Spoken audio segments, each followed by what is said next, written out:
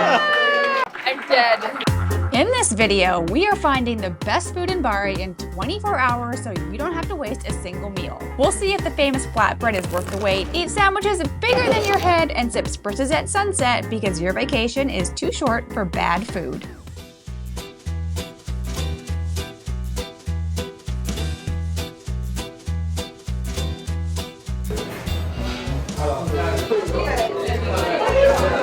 A traditional Italian dinner has to start with antipasti and wine, so we're doing as the Italians do, especially when it's half a liter for $5. So we got the traditional spread to start the antipasti spread, which is a mixture of seafood and veggies, a very small sampling of traditional food from the Puglia region, before we move on to the spicy spaghetti.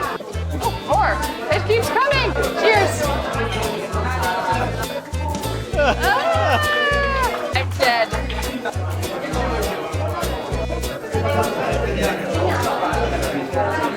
Here's burrata. No! Burrata cheese is actually a tradition to the Puglia region.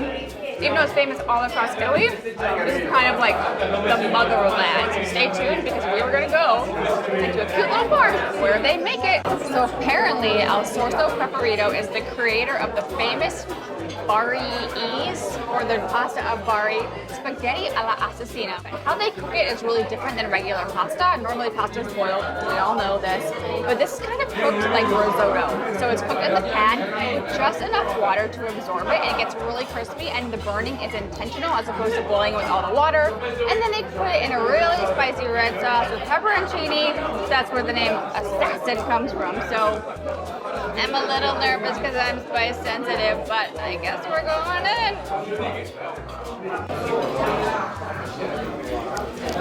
Definitely crispy. The noodles are actually softer than I thought. That's actually really good. A lot, I don't want to say better, but better than I expected.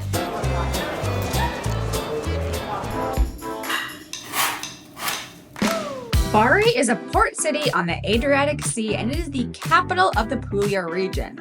The place to head in the morning is the maze-like old town known as Bari Vecchia. When you're eating in Bari, you have to start the day with a Bari focaccia, and Bakery Santa Rita is apparently the place to get it. You can tell by the line, so we're going to see if it's as good as other ones that we've had.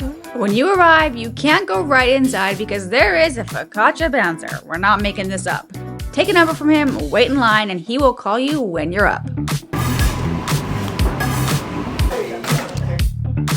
We waited in line and we got a whole focaccia.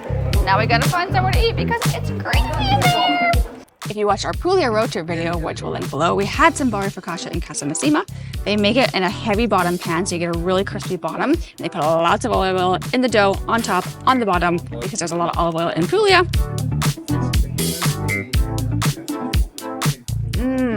Okay.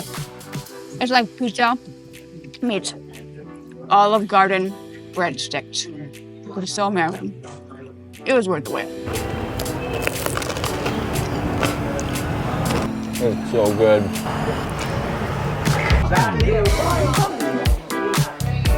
After breakfast, you gotta walk by the famous Pasta Grande Street, and it's famous because everybody else is here too.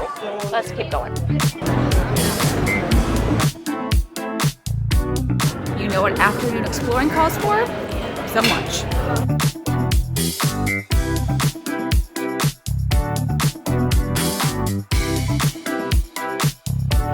Bread.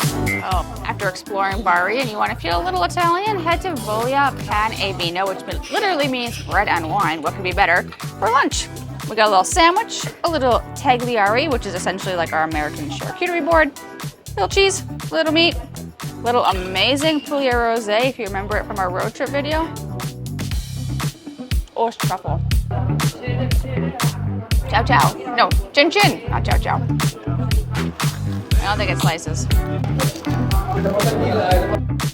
Not graceful, but it's perfectly creamy. That salty meat, really peppery arugula, and a little bit of almost bitterness from that tomato. Wash it down with some rosé.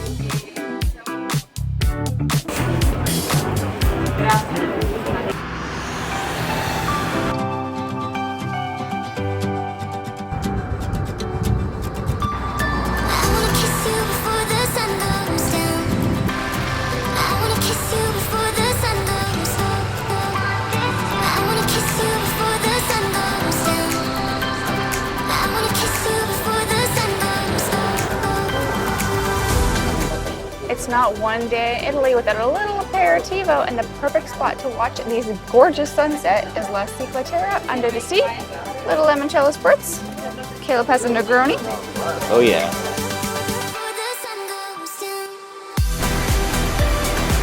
We always say there's nothing like a European city at night, and Bari is no different.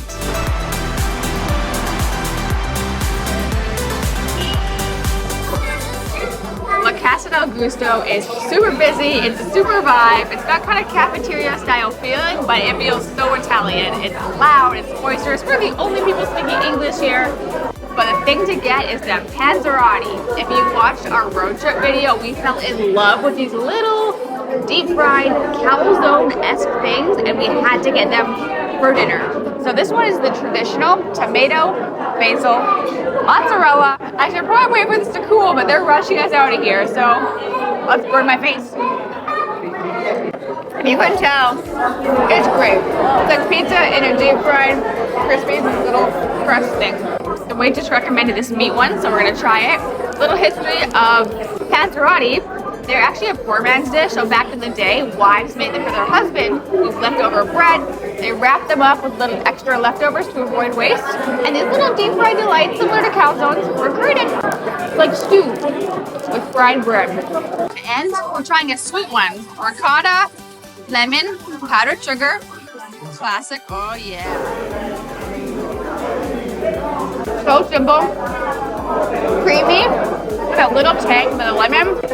It's so good. For context, that's the line that was there when we left just an hour after opening. So go early, and that means you have more time to get a drink. Hey, Julie.